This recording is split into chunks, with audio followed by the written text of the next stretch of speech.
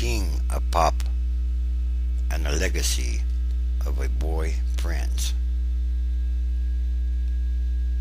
Most kings are destined to be remembered as kings, not as a person they had been before ascending to power. Even though Michael Jackson earned recognition as the king of pop, the legacy he leaves is that of a boy prince. And they say Michael Jackson was never comfortable in the adult world. Early on he recognized he would be the happiest in the land of cotton candy, Ferris wheels, and 24/7 playtime. In some kind of way he clung to that life. He looked at film of the Jackson 5 circa 1968, noticed the front man was a kid, and wondered whatever happened to that boy's childhood. Michael Jackson has passed away, and it's always sad when parents outlast their kids. It's even sadder when the inner child and the adult can't decide who will go first. In 1966, when Michael Jackson was almost 8 years old, the Jackson 5 was born, and soon after, these talented young men from Gary, Indiana, found themselves playing in seedy nightclubs. That isn't so bad in most cases. The musical artist who demands only a dignified path to stardom usually spends a lonely life in the garage or basement. Humble beginnings, or even humiliating ones, come with the territory. The world knew that Michael Jackson, the 8-year-old with the mini afro, the huge smile, and the fancy footwork, as being perennially upbeat. But inside he had to be wishing that he could skip the next gig and hang out with some kids his age. As he grew older, he became a greatly admired creative force. The Off the Wall album in 1979 sent his star into a new galaxy. Thriller in 1982 became the biggest selling album of all time. He had movie projects. He bought the Beatles catalog. He did Captain EO for Disney theme parks. He co-wrote We Are the World. He seemed to have his gloved hand in everything. But amid all that success, there was dissatisfaction. The more famous he became, the more he seemed to withdraw from the attention, usually in very strange ways. A lot of what was written about him was fiction. Yet because he had a chimpanzee, because he owned Netherland Ranch with all its childlike wonder, because he seemed to alter his physical appearance with each public appearance, he was constant fodder for the media, legitimate and otherwise. He also made headlines with 2 marriages, and the scrutiny intensified.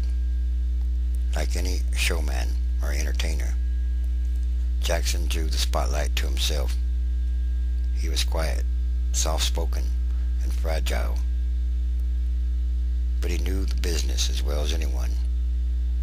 The freak, the eccentric, the wacko-jacko might all have been unflattering descriptions, but a lot of the buzz was the result of his own orchestration. He knew that when Michael Jackson set one foot onto any stage, the lights would illuminate it, and when he could work it to his advantage, he did just that. The struggle between the naive child and the grown man turned Michael Jackson into a riddle of which the press and the public never grew tired. And what was usually missing from any Michael Jackson report in the past 25 years or so was the music. There was a time when soul and rhythm and blues ruled, when Motown was a dominant force in the record business,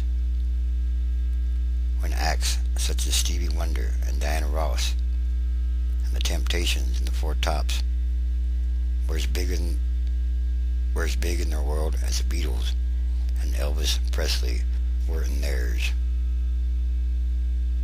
They crafted radio-friendly songs that were vibrant, passionate, and original, and they made an impact on the music business that is still felt today.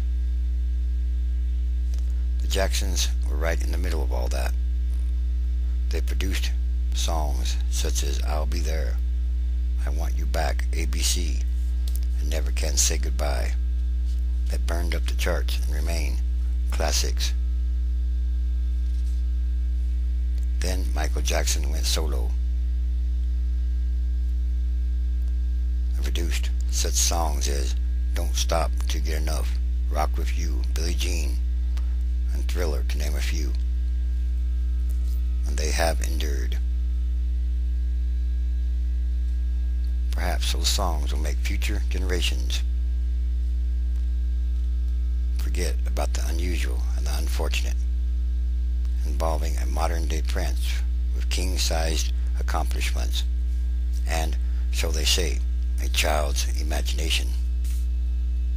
In other words, he never really grew up. And he also had a lot of hard times. People loved him, and people called him a wacko also. He had a lot of unusual traits.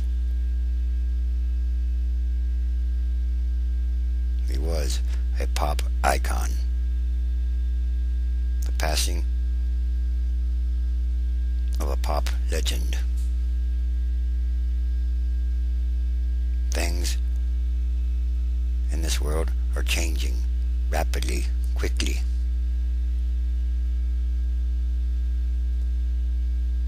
People are leaving, and many things are changing or happening all around the world.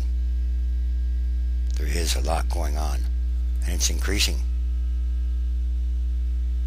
And all these things are more signs of the end times transition days.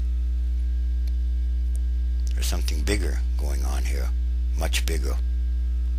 Everything is connected, and everything that must change quickly or very rapidly. And once again, there are many signs happening every day.